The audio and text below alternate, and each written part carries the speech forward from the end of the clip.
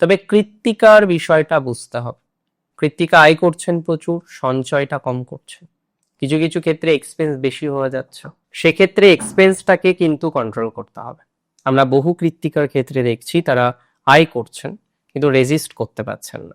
ভালো আয় করছেন কৃত্তিকা। কৃত্তিকার যদিও কিছু রিলেশনশিপ রিলেটেড ইস্যুস বর্তমানে আছে, কিছু সম্পর্কের জায়গা কৃত্তিকার এই মুহূর্তে ডিস্টার্ব। সম্পর্কের জায়গা তো অবশ্যই ধীরে ধীরে ঠিক করতে হবে, ঠিক জায়গায় নিয়ে যেতে হবে।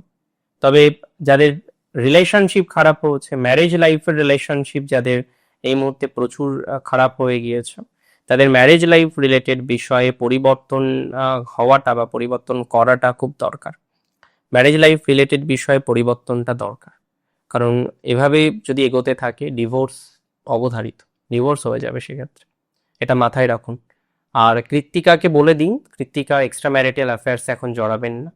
কৃত্তিকার ওভারঅল আমি মনে করি, যদি সোজা সাপটা ভাবেও কথা বলি না, কৃত্তিকার ফাইন্যান্স আয় হবে, ব্যয়টা কন্ট্রোল করতে হবে, ম্যারেজ লাইফের ডিস্টারবেন্সটাকে প্রতিহত করতে হবে।